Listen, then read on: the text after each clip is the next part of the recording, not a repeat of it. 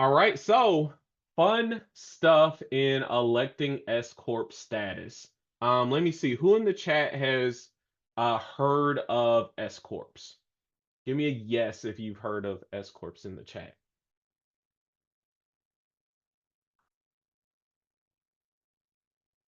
I love it. Such a well-informed group here. We've heard of S Corp. So here is the magic of being a business owner is that S Corps essentially are once again, this is another step up in weight class, so to speak, on how you can save money in taxes by having good information and knowing how to implement this into your practice. So, what this does is this now, so when you have an LLC or a PLLC, that is on your personal tax return. So, although we still have to keep everything separate, although we still need a separate business account, although we do have LLC, PLLC paperwork, those all that income and expense is still reported on your personal tax return. When we move over to an S corp, what that does is that then gives us a separate corporate tax entity, and now you become an employee of your own business. Many people think that when you are LLC or PLLC, that makes you an employee, and it does not, because those are considered disregarded entities. But you only become an employee of your own business once you elect S corp status. Cool thing about this is that now, yes, you do have to pay yourself what's called a reasonable salary, but then now that reasonable salary is the only thing that is subject to self-employment taxes, whereas on the LLC, your entire net amount is subject to self-employment taxes. So let's just say you made 100,000 in your practice and you spent 40,000 in expenses. That gives you a $60,000 profit. Well, in an LLC, that whole 60,000 is subject to self-employment taxes. But now let's do that exact same thing and we elect the S corp status and we say, "Hey, out of that 60,000, I'm going to pay myself a salary of 30,000." Well, now you just cut your self-employment taxes in half because now you're only paying self-employment taxes, which is 15.3% on the $30,000 that you paid yourself, not the full 60,000 that the business made. So that is why S corps are such a important tax saving strategy. And usually we want to look at those once we're hitting about 50K in net profit, because that's where that equation flips. And that's where you start seeing some significant tax savings just by making that entity election. Few different hoops you have to jump through with the S, as I mentioned, gives you a separate corporate tax return. You do have to run payroll, pay yourself as an employee, pay yourself what's called a reasonable salary. These are all things that we can help you with if you have any questions, but it is a amazing tax strategy in the right scenario. But I have seen it used wrong the other way. I do not ever suggest a S corp for those who are just starting off. If you're just starting your practice, just getting your first few clients, I've seen this before with people coming in. Oh, my accountant told me to be an S corp. No, no, no, no, no. S corps is for more established businesses. I think at least year two, year three, something like that. I don't typically suggest S corps in your first year in business, because we want to make sure we have cash flow. We want to make sure we have that profit. And then that's when we switch over to an S corp. So just FYI there. All right, we are moving right along, guys.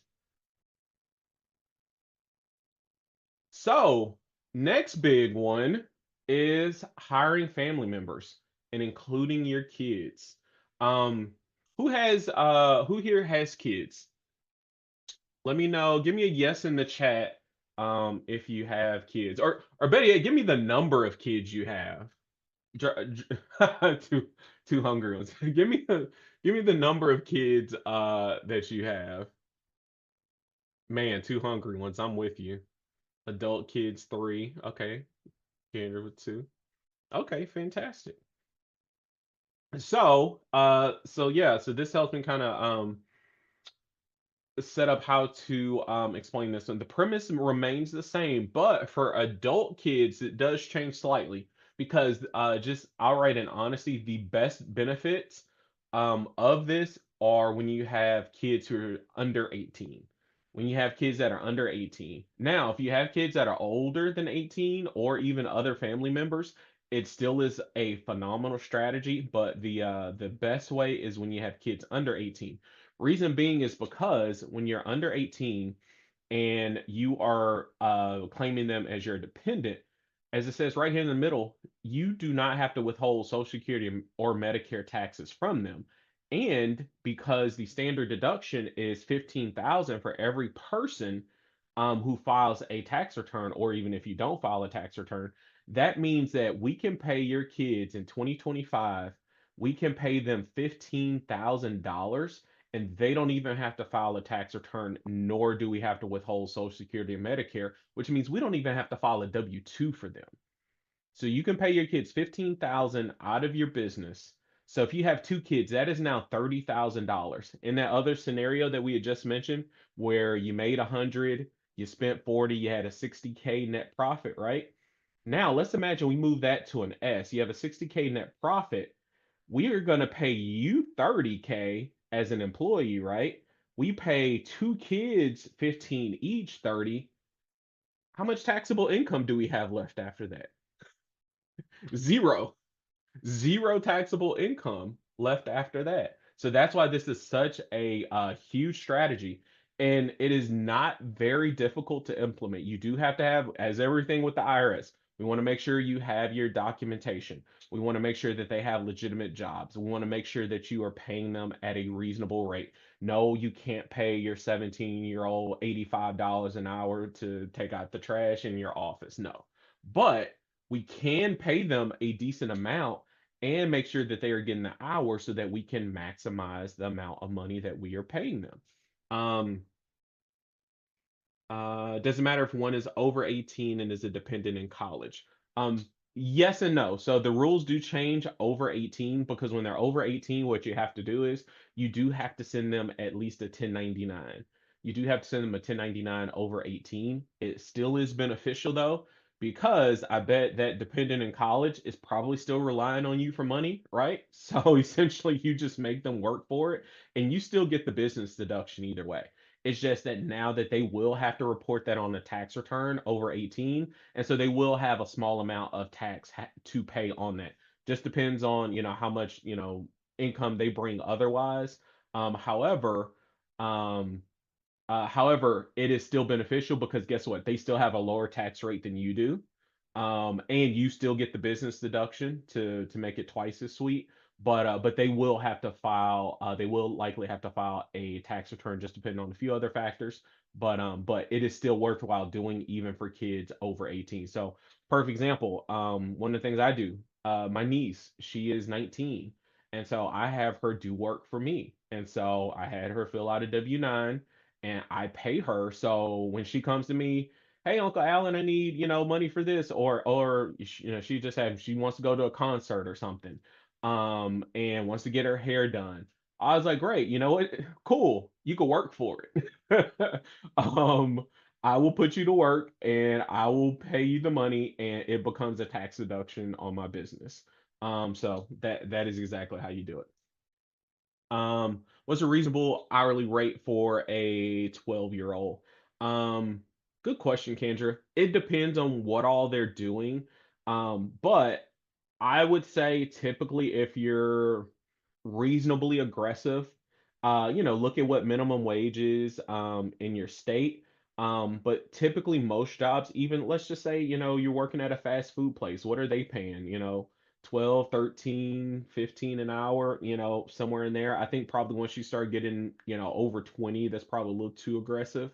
But typically, I'd say typically a safe range is, 12 to 15, give or take. So every situation is a little bit different, definitely something we can go into, but I'd say usually that's a pretty sweet spot. Um, Dr. Young, Reevy, if you're still claiming them, what does that look like? Can you clarify on that one? What do you mean? If you're still claiming your kids on your taxes, what does it look like when you pay them? Is that the question? Yeah. So yeah, if you're still claiming them and they're over 18 or under 18.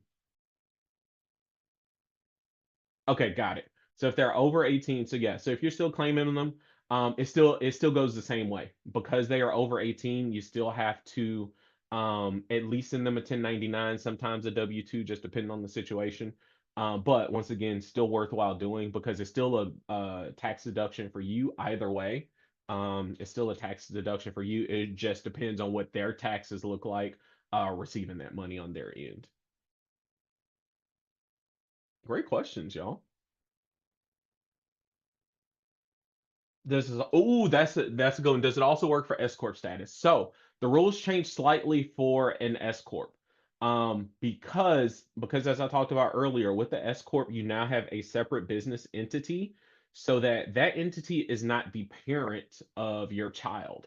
You are the parent of your child. So same premise, slightly different technicalities on what we have to do. When you have an S corp, we essentially need to set up a DBA, and so your S corp pays the DBA, and then the DBA pays your kids. Because that DBA is tied to you directly as an individual.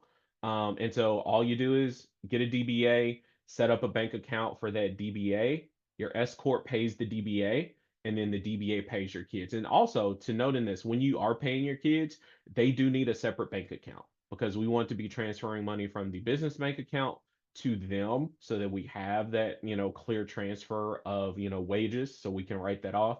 So yeah, so there is a slight change when you become an S on that. It can still be done. Your S corp has to pay the DBA, and then the DBA pays the kids. That's a fantastic question.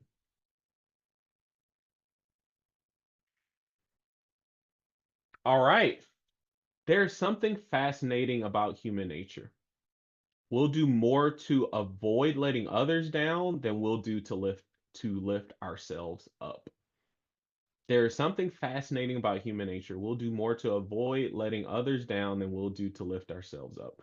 What does that mean? That means that for us, accountability is everything. Um, who here has some version of a business accountability partner who you might discuss different ideas with? Let me know in the chat. You might discuss different ideas with. You bounce, different things off each other. They hold you accountable. Fantastic. Because I think we all need that. Um, hey, there we go. Absolutely, Portia. Absolutely. That is what we're here for, no doubt.